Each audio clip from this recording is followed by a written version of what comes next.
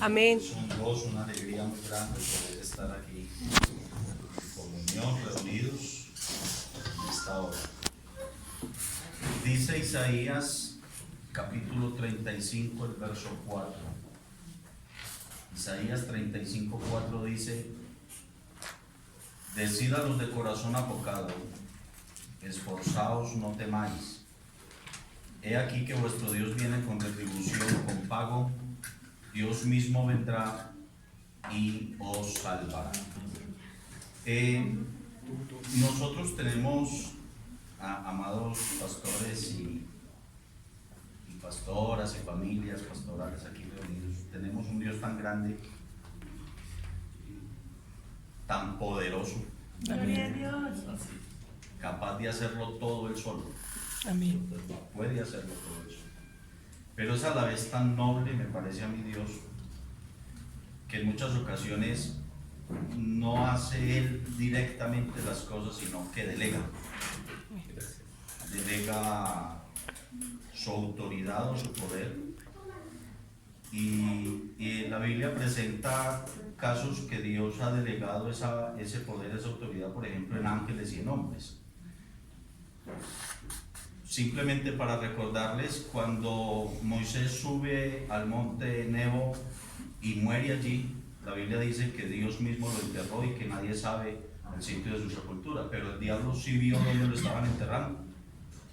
Y entonces cuando el diablo vio dónde lo estaban enterrando, se quiso robar el cuerpo de Moisés. Dios, él mismo había podido defenderlo, pero le dijo a Miguel: vaya usted y me defiende el cuerpo de Moisés. Y se vino Miguel a pelear con el diablo por el cuerpo de Moisés. Lo encontramos también a Miguel peleando nuevamente con el diablo en Apocalipsis 12:12, cuando dice que Miguel y sus ángeles peleaban contra el dragón y sus ángeles. Y lo encontramos por allá cuando en alguna ocasión Daniel, en un ayuno de 21 días, se le opuso el rey de Persia, y vino Miguel para atacarlo, para quitarlo del medio, para que Daniel pudiera obtener la respuesta a su petición. Encontramos otro caso, como el caso del ángel Gabriel, cuando Daniel necesitaba sabiduría y entendimiento, y Dios envió a Gabriel para que le diese a Daniel sabiduría y entendimiento, dice Daniel 9:21. Y encontramos a Gabriel también siendo enviado por Dios cuando un sacerdote ya anciano llamado Zacarías ministraba, su esposa anciana y fuera de eso estéril, y Dios le dice a Gabriel: vaya usted y dígale que la esposa de él va a dar a luz un hijo y que le ponga por nombre Juan. Y 6 meses después vuelve Dios a enviar a Gabriel, porque alguien tiene que decirle a esa virgen llamada María que va a tener un hijo sin que varón alguno la toque. Entonces Gabriel viene para anunciarle a María el nacimiento de Jesús. Encontramos cómo Dios delega en Adán y le da la autoridad para que sea el padre de la raza humana, y luego delega a Noé para que enseñe a la nueva generación acerca de las consecuencias de desobedecer a Dios. Encontramos cómo Dios delega a los profetas para que lleven su palabra, y cómo delegó a los apóstoles para que llevaran la predicación del evangelio. Pero también yo encuentro que hay cosas que Dios no se las deja a nadie. Hay cosas que Dios dice: eso ni Miguel, ni Gabriel, ni ningún otro, eso lo hago yo mismo. Entre esas cosas, salvar. Porque si un solo ángel va a atar a Satanás con una cadena por 1000 años, ¿qué problema es que mande un ángel y salve su pueblo? Pero la Biblia dice, Dios le dijo al profeta Isaías: díganle a los de corazón apocado que se esfuercen y no teman. He aquí que vuestro Dios viene con retribución, con pago. Dios mismo vendrá y os salvará. Amén. No se lo dejó a nadie. La salvación no se la debemos a ningún ángel.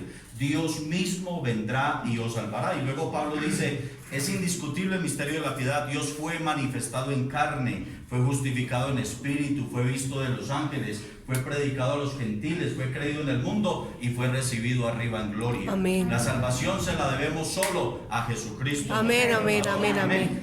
A veces nosotros nos tomamos glorias que no nos pertenecen y uno hasta entiende que el hermano con ese cariño por el predicador, por el pastor, pastor, gracias, a usted conozco al Señor, gracias porque usted me predicó, gracias. Y a veces nosotros creemos que nos ganamos a muchos cuando la Biblia dice que el Señor es el obispo y dueño de las almas. Amén. Es el que las compró a precio de sangre. Amén. Le dio la gloria. Entonces, la gloria de la salvación no es de ninguno de nosotros, porque usted y yo puede predicar, puede conocer mucho de teología, pero nosotros no convencemos a nadie. El Espíritu es el que convence al mundo de pecado, amén, de amén, justicia y de gloria a juicio. Dios. La gloria de la salvación se la debemos solo al que murió en la cruz del Calvario, amén, por rescatarnos a nosotros. Amén. Entonces, eso no se lo dejó a nadie, eso lo dijo Dios, eso lo hago yo.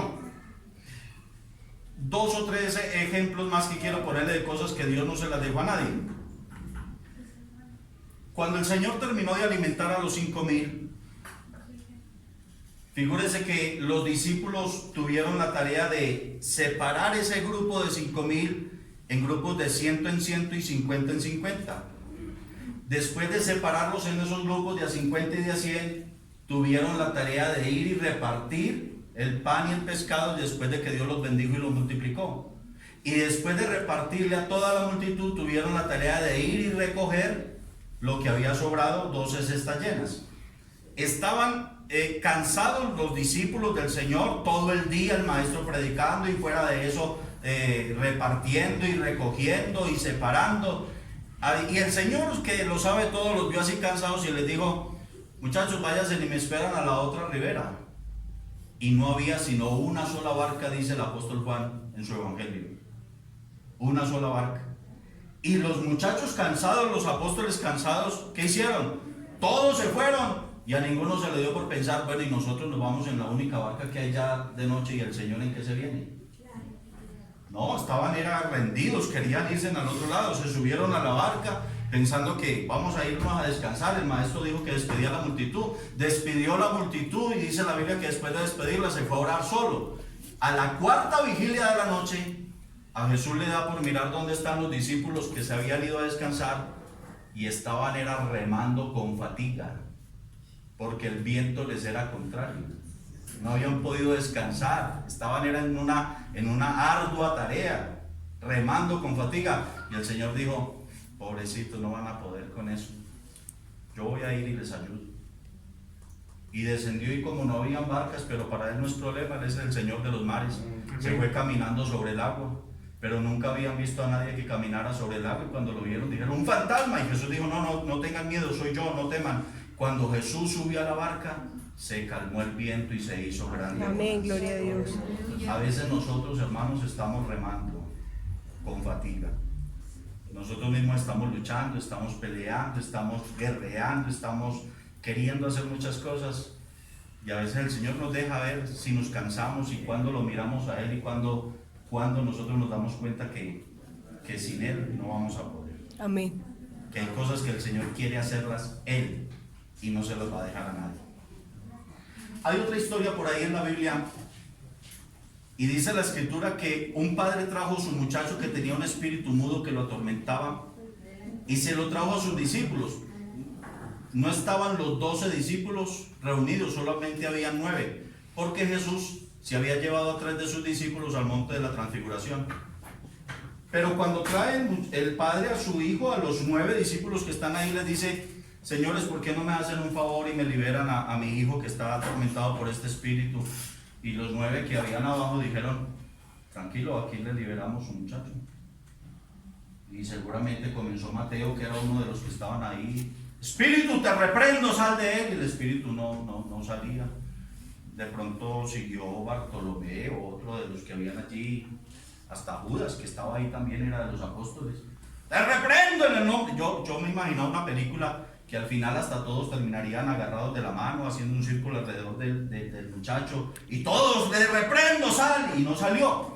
Cuando el espíritu, después de tanto intentarlo, no salió, se pusieron la gente a discutir con los discípulos. En esas baja Jesús. Amén. Y cuando Jesús desciende y los ven que están discutiendo, Jesús dice: ¿ustedes qué disputa tienen con mis discípulos? Y salió el padre y dijo: Señor, es que yo traje mi hijo que tiene un espíritu mudo, que lo toma en cualquier parte, lo sacude con violencia, le hace echar espumarajos, le hace crujir los dientes, y lo traje a tus discípulos para que lo echaran fuera y no pudieron. Y cuando Jesús oyó eso dijo: generación incrédula, ¿hasta cuándo os he de soportar? Pero escuchen lo que sigue diciendo Jesús: traédmelo. Es que hay cosas que solo Él quiere hacer. Cuando se lo traen, el espíritu sacude con violencia al muchacho, se revuelca en la tierra, y Jesús le pregunta al padre: ¿desde cuándo le pasa eso a su hijo? Y él dice: desde niño, Señor. ¿Y cómo le parece que a veces lo tira al fuego y otras al agua para matarlo? Pero si usted puede hacer algo por nosotros, tenga misericordia. Y Jesús dice: pues si cree, al que cree todo le es posible.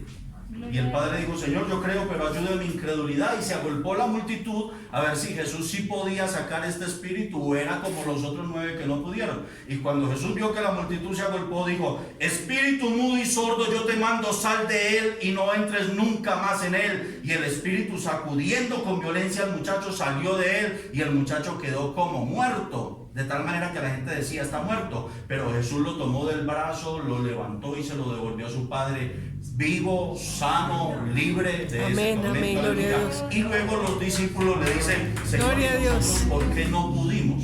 La pregunta era lógica, porque los discípulos ya antes de esto habían echado fuera demonios, habían sanado enfermos, habían venido de hacer milagros. Entonces era lógica la pregunta: nosotros, ¿por qué no pudimos? Pero en esta ocasión Jesús les quería enseñar algo importante. Jesús les dijo: es que este género no sale sino Con oración y ayuno.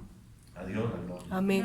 Cosas que Jesús quiere hacerlas Él y no se las deja a nadie. Alabado sea Dios. Amén. Entre esas cosas que Dios quiere solo que se las dejemos a Él es que usted no se defienda, que usted no pelee por usted mismo, que usted no se empeñe en una disputa humana usted mismo. Porque si usted es un siervo de Dios, usted tiene un Dios que lo defiende. Amén. Moisés no necesitaba defenderse en nada con el pueblo, a Moisés lo defendía Dios. Amén. Y Dios le dijo a Moisés, le dijo: dígale al pueblo que se esté quieto y que vean la salvación que Jehová hará hoy con él. Porque los egipcios que hoy habéis visto, nunca más para siempre los veréis. Jehová peleará por vosotros y vosotros estaréis tranquilos.